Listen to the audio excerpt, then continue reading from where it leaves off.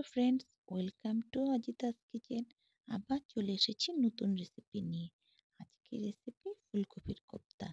একই রকমের ফুলকপি খেতে খেতে আর ভালো লাগে না, তাই ফুলকপির কোপ্তা নিয়ে চলে এসেছি। তার জন্য প্রথমে ফুলকপি আর পনিরগুলিকে গ্রেট করে নিতে হবে।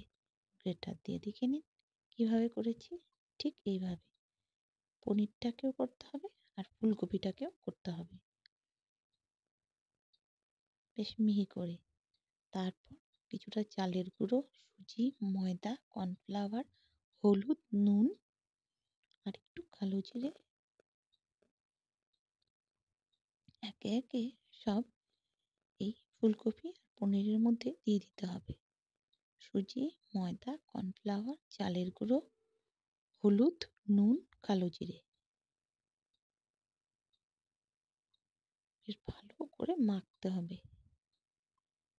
পনিরের মধ্যে একটু জল জল তো থাকেই না, যার জন্য বেশ সুন্দর একটা ডো তৈরি হয়ে যায়। তারপর ছোট ছোট কোপ্তা আকারে এভাবে করে নিতে হবে। আর একটা কড়াইয়ে তেল গরম করে তার মধ্যে একে একে কোপ্তাগুলিকে দিয়ে ঠিক এভাবে ভাজতে হবে। যখন বেশ সুন্দর ভাজা হয়ে যাবে তখন একে একে সবগুলি কোপ্তা তুলে নিয়ে একটা বাটিতে রেখে দিতে হবে। হয়ে গেছে সব ভাজা। এখন ওই কড়াইয়ে তেলের মধ্যে কিছুটা আলু গোট গোট করে কেটে তার মধ্যে একটু নুন আর একটু হলুদ দিয়ে বেশ সুন্দর করে ভেজে নিতে হবে।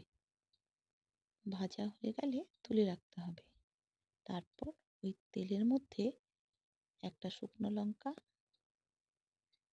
একটু তেজপাতা, জিরে, এলাচ, গোটা দারচিনি ফোড়ন দিয়ে একটু জিরে বাটা আর একটু লঙ্কা বাটা দিয়ে মশলাটাকে একটু কষাতে হবে।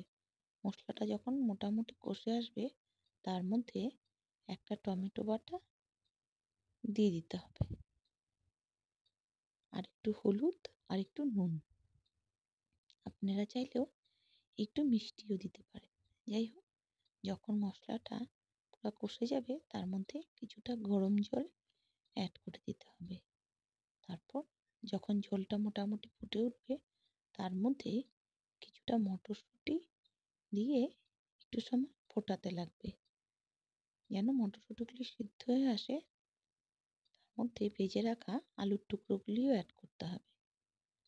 বাস, এখন ভেজে রাখা কোপ্তাগুলি দিয়ে আর আমি কিছু পনিরের টুকরা ছিল সেগুলিকে আমি ভেজে এই কারির মধ্যে দিয়ে দিয়েছি। ওটা স্টিক্ট হয়ে গেছে, দেখাতে পারিনি। যাই হোক, ঝোলটাও ফুটে উঠেছে। এখন একটু ঘি দিয়ে নামিয়ে নিয়ে গরম গরম ভাত, রুটি, পোলাও হলেই হলো। লুচি